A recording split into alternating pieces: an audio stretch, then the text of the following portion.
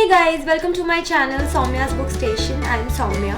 If you like my videos, please like and share them and subscribe to my channel. I wasn't able to post a video on Tuesday because I wasn't able to film as I had fallen sick and I was really upset about that, but there was not much I could do about it. But here I am. In today's video, I am going to talk about the books that I read in January. Basically, it's a January wrap-up video. Elephants Can't Remember by Agatha Christie. Now, this book has Hercule Poirot. I hope that's the pronunciation of his name. Now, so far, whichever books I've read by Agatha Christie, the coincidence has been such that they all have had Hercule Poirot in them. Now, this particular book is obviously a murder mystery. Two people are found dead on a cliff top and they're both shot dead and they both are husband and wife. Now, the conclusion drawn by the police is that it was a double suicide, that either the husband shot his wife and then he shot himself or vice versa. But years later, this case is again brought to light and Hercule Poirot sets out to investigate whether the conclusion drawn by the police was the correct one or was there more to the case than it appeared. I found this book to be very engaging and engrossing, and towards the end I thought it grew a little too dark, but then it's a murder mystery so it was bound to happen. The Little Old Lady Who Broke All the Rules by Katrina Engelman Sundberg. When I had picked this book up, it was solely because I had an expectation that it might turn out to be a laughing riot, and why not? I mean, the concept is that 5 old people who believe that life is too short and they want to live it extravagantly, they're planning a robbery. So that concept in itself is so amusing. Now, I won't say that this was a bad book, no, but as far as the writing style was concerned, it wasn't particularly funny, or I did not find it to be funny at all. It was nice. I mean, this book was kind of a feel-good book where you see 5 people who are old, who are not yet done with life. They want to live as much as they can. So that in itself is such a refreshing concept. And I would just like to say that this was one of those books which I think can be considered as good. Nothing great. It wasn't like that, oh my god, what a book. No. But it was not bad either. Diary of a Windpicker Double Down by Jeff Kinney. This is the 11th book in the series.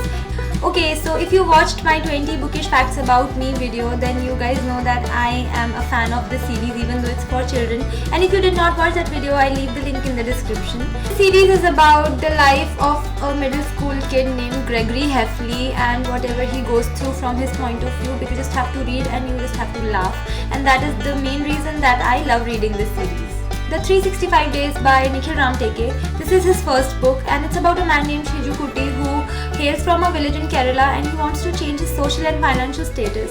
And seeing a lot of people around him who went from rags to riches by going to the Gulf, he decides to do the same himself. When he reaches there, it turns out that what he expected, the reality did not correspond with that.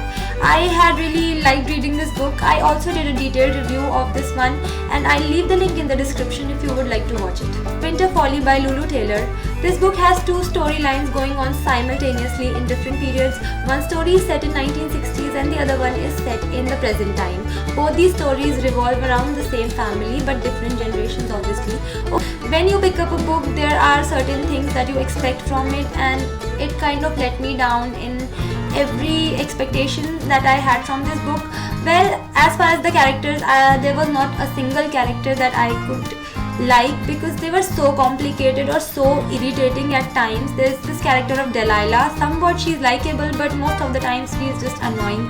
Then there is John, whom I just despised. I did not like his character. And the storyline in itself is really terrible. I mean, terrible things happen in this book and I am not a fan of such storylines. It was somewhat morbid for me to read, and also at many points I thought that this book was unnecessarily stretched. It was supposed to be a thriller, but for me there was no thrill because I was able to predict everything that was going to happen and that spoils everything.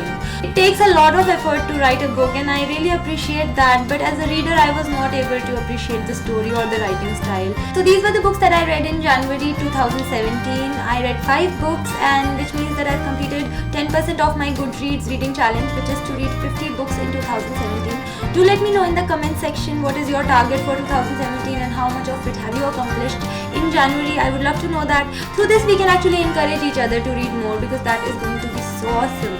So if you want to connect with me on my social media, then the links are going to be in the description box. I'll be back with my next video super soon. Bye!